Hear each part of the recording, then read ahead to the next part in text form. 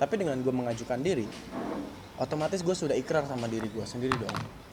Itu aja sih. Cuma nggak usah dibayar lah buat saya. Cuman saya kasihlah tempat untuk kita ngobrol sama orang-orang yang kena cyberbullying. Gue takut mas, takut ada orang nyawa yang melayang gara-gara kena cyberbullying. Banyak contoh kan. Apa itu mau terjadi di Indonesia? Janganlah.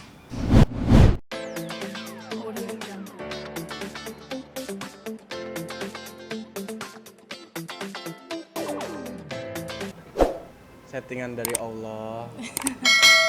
Ya sayang ya, settingan dari Allah, kita yang menjalani ke hal yang lebih serius, insya Allah. Kapan mulai dekatnya?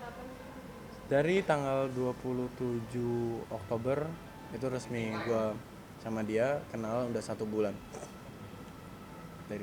Dari tanggal 27 itu. Kurang lebih 1 bulan lah ya. Iya kurang lebih.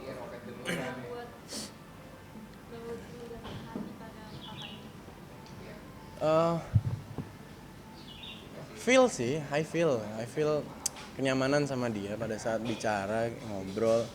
Dia juga wanita yang intelektual, masih berstatus S2, ya kan, lagi mau lulus nih insya Allah. Terus juga sabar banget. Dan dia nggak peduli sama omongan netizen di luar.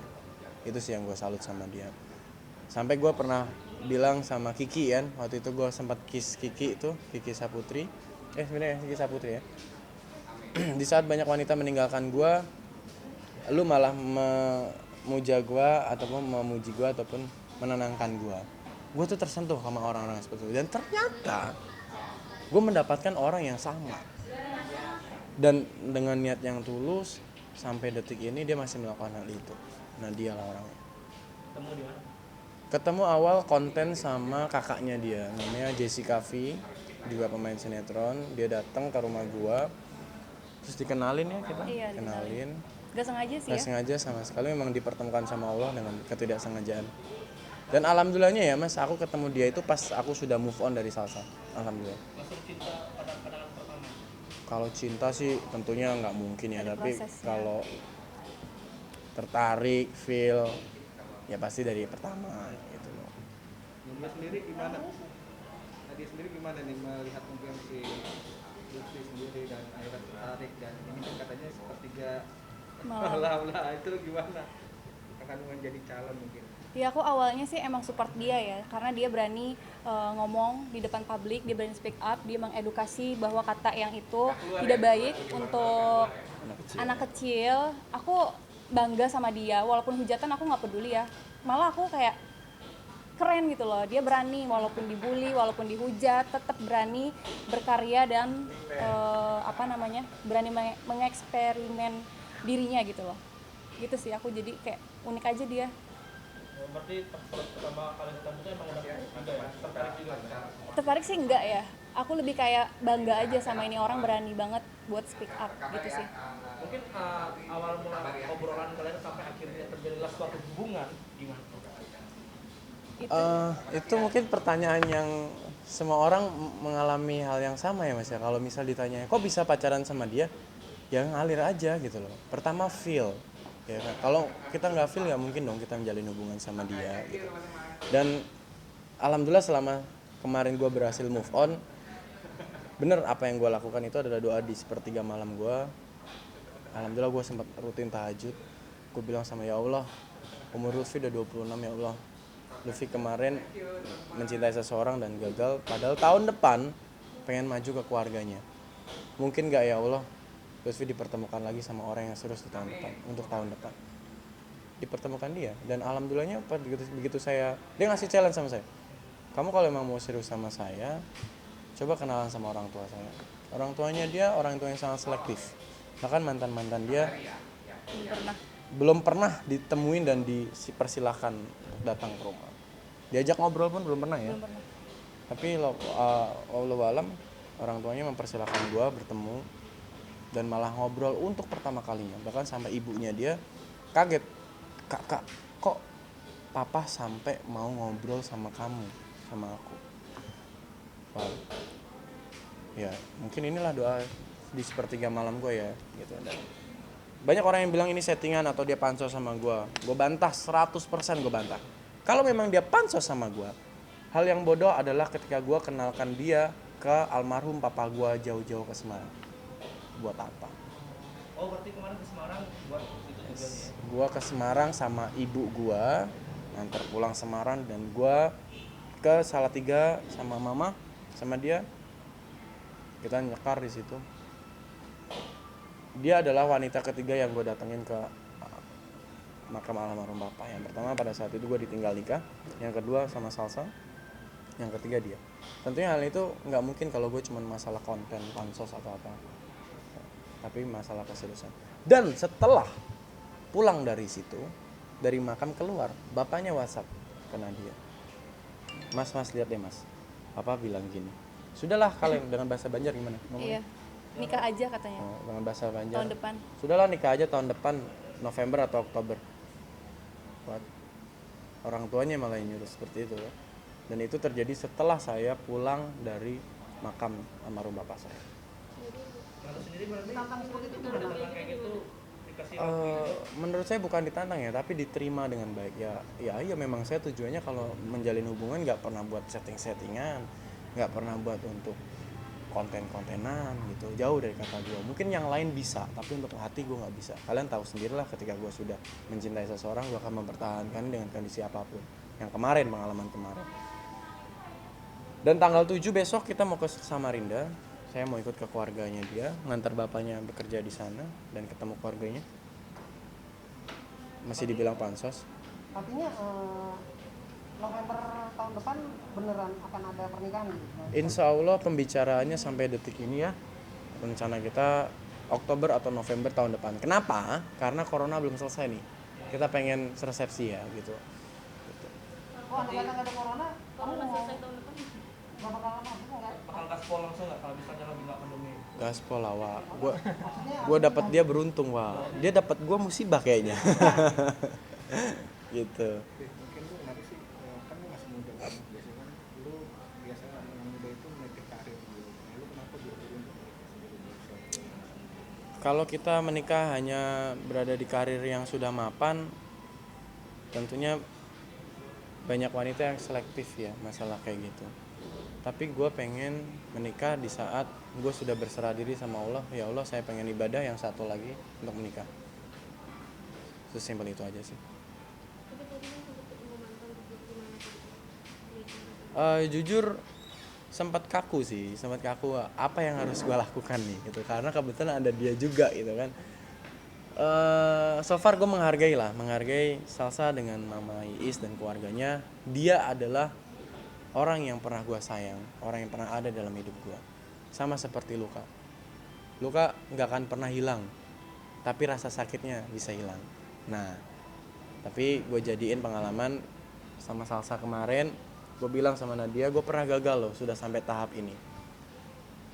Kita belajar ya dari situ, jangan sampai kita gagal seperti itu. Mbak namanya siapa? Nadia Indri. Mbak Nadia sendiri kan pasti kan tahu lah itu Bang Lutfi dengan segala polemiknya kemarin. Mbak sendiri tuh menerima nggak sih, kan kita tahu sendiri Bang Lutfi kemarin kopi busuk Indonesia, segala macam, dan Mbak sendiri mempermasalahkan nggak sih hal itu, atau misalnya wanti-wanti, wah gua nanti bakal kena imbasnya nggak ya? Aku balik lagi ke orang tua sih, karena orang tua aku support banget sampai bilang mama percaya di dunia nyata, kalau misalnya di sosial media itu semua fake. Jadi lebih ngelihat action daripada teorinya sih. Jadi aku, karena orang tua aku udah ngomong kayak gitu ya, aku juga memang pengen hasil nyata ya, bukan yang di sosial media gitu loh. Jadi mungkin sosial media itu hanya konten, beda dengan real life-nya. Dan real life-nya Mas Lutfi ini sangat baik, sangat dewasa, bisa membimbing saya. Dan saya yakin aja, insya Allah semoga bisa menjadi calon imam yang baik buat saya sih. Berapa persen nih keyakinan dirimu? 100% kah? 90, 99? Mungkin Kan orang tua udah lampu hijau nih, kalau dirimu sendiri ini berapa persen? mungkin 98% sih, 2%-nya Allah yang menentukan. Karena kan manusia Masya hanya bisa Allah. berencana, Allah yang nentuin sih. Jadi malu tuh. Ya, Bang Lutfi, Yes. tadi sempat ini nggak sih diledekin sama mungkin mantan Bang Lutfi gitu gimana? Diledekin sih enggak ya. Cuman ya apa sih, kayak ya pembicaranya sedikit kaku lah gitu. Dan kita sama-sama udah punya kehidupan baru kok. Dia juga sudah punya pacar. Saya sudah punya mungkin calon, ya kan? Sudahlah, life must go on gitu loh. Tapi sempat Tetap saya justru malah gue yang kenalin salsa, ini ke Nadia, Nadia ini Mama Iis gitu sih Tanggapannya sendiri tadi kayak gimana tanggapannya. ketika dikenalin? Kayak ada sedikit gap sih ya wajar dia adalah wanita 4,5 tahun yang ada di samping gue, dan saat ini gue bersama wanita yang ada di samping gue yang lain, wajar lah itu wajar. Mana dia sendiri waktu tadi dikenalin awkward gitu nggak sih atau biasa aja? Biasa aja sih, malah seneng bisa nambah teman baru ya, kenalan baru. Jadi tahu aslinya oh seperti ini ya dia, jadi gitu sih. Masalah juga Pak. Nggak masalah sama sekali. Dan kalau boleh kasih kesempatan, saya minta maaf sama para netizen. Kalau memang kalian masih kesel dengan saya, tolong hujatlah saya. Dan saya minta izin untuk membuka lembaran baru bersama Nadia. Jangan pernah hujat dia. Dia punya karir, dia masih pengen menuju ke Putri Indonesia 2020, insya Allah. Amin. Melanjutin Putri Pariwisata ya. Dia juga masih harus sidang tesisnya, ya. Dia masih harus ngurusin usahanya juga. Jangan ganggu dia dengan hujatan yang salah sasaran. Pengalaman kemarin luar biasa loh. Hujatan kalian bisa menghancurkan orang lain loh. Bisa menghancurkan hubungan orang lain. Gue nggak pengen Nadia sama gue yang udah serius hancur gara-gara hujatan aja. Gue nggak pengen. Ya, saya minta maaf, saya minta izin. Sekali lagi saya minta izin untuk membuka lembaran baru. Dek, tadi kan katanya kamu sendiri kan di blog sendiri sama salsa sendiri. Nah, itu gimana tuh? Kayaknya dia nggak mau banget kayaknya Nah, dekat lagi atau kenal lagi sama lu gimana? Sampai detik ini memang betul Salsa mengeblok saya semua akses sosial media, WhatsApp or anything. Dia ngeblok saya, tapi saya tidak pernah melakukan blok itu. Saya nasihatin lagi sama Dek Salsa, putus cinta bukan berarti putus silaturahmi kok. Kita masih bisa menjadi teman. Ya, kalau kita putus silaturahmi itu hal yang paling dibenci sama Allah. Itu aja sih pesan saya. Mungkin saat ini Dek Salsa masih emosi. Segera tenangkan diri kamu, Dek Salsa. Seperti katamu di tulisan surat cincin kemarin, life must go on. Kamu berhak bahagia. Yes, you too, Salsa. Lu berhak bahagia. Lupakan semuanya, jadikan itu kenangan dan pelajaran. Jangan sampai terjadi lagi. Tapi lu sendiri nggak ingin kan bermusuhan apa? Oh, nanti enggak. seandainya ini perbaikan atau seperti apa? Enggak, dan saya mengajarkan Nadia juga untuk jangan pernah bagaimana sama mantan-mantan saya. Saya bisa seperti ini bukan karena kamu, tapi karena orang-orang yang pernah ada di belakang saya, Salsa, orang-orang yang lain, kayak gitu. Jadi berterima kasihlah sama mereka-mereka ini yang sudah ngajarin kedewasaan gue. Kalau bisa jalin hubungan silaturahmi, berteman, gitu loh. Itu aja. Oke, balik lagi ke rencana nikah Bang. Tadi kan katanya sempat bilang doa di sepertiga malam yang kita terjawab. Udah 26, Allah pengen nikah, lambat banget ya, bagaimana? Lambat banget sih, enggak ya. Cuman gue udah bingung mas. Gue kerja, pulang, tidur. Buat siapa ya? Buat gue lagi.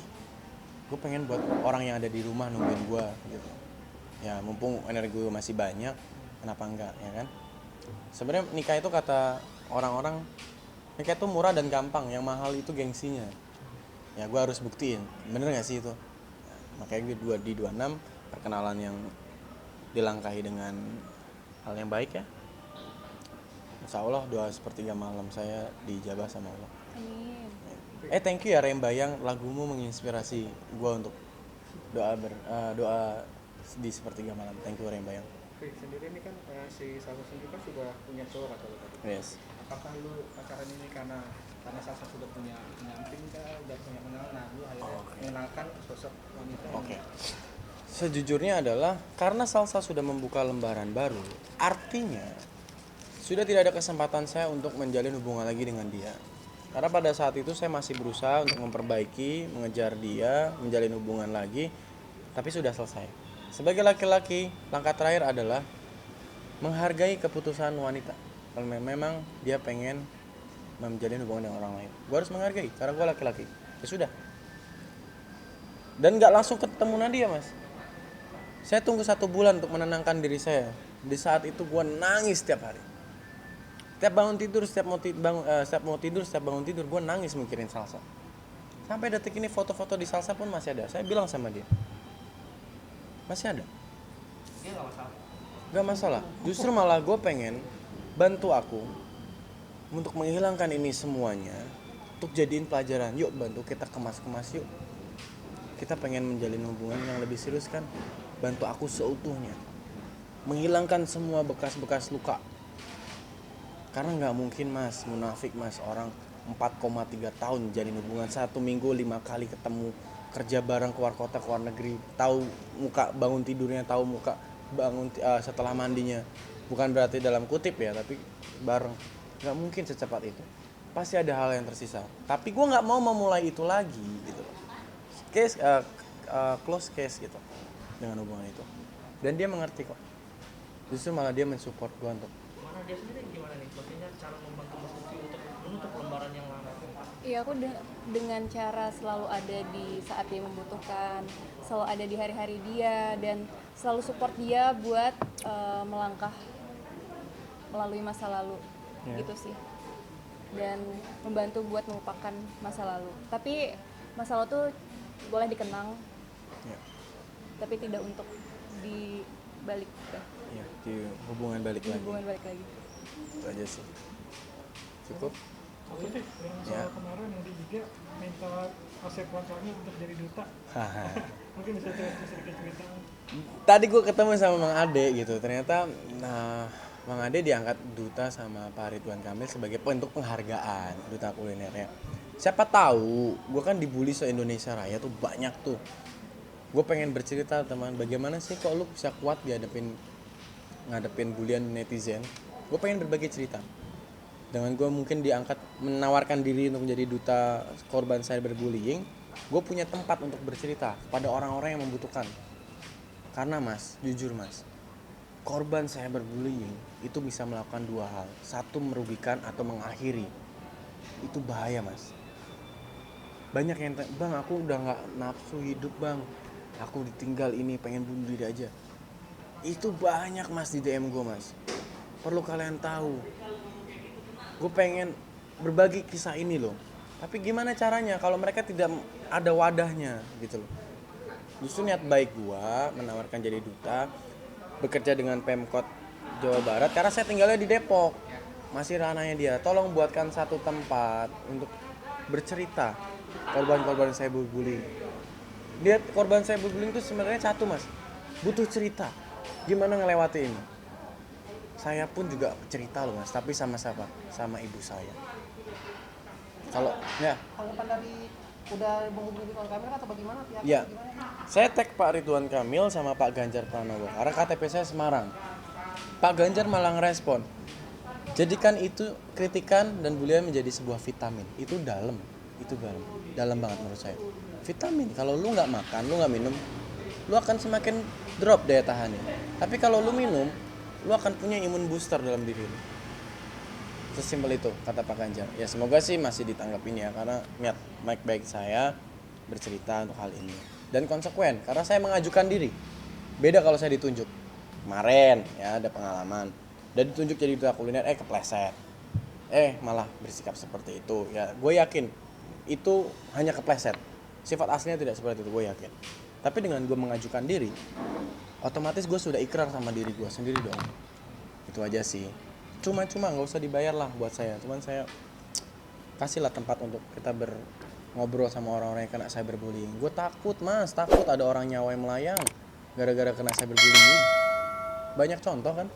Apa itu mau terjadi di Indonesia? Janganlah.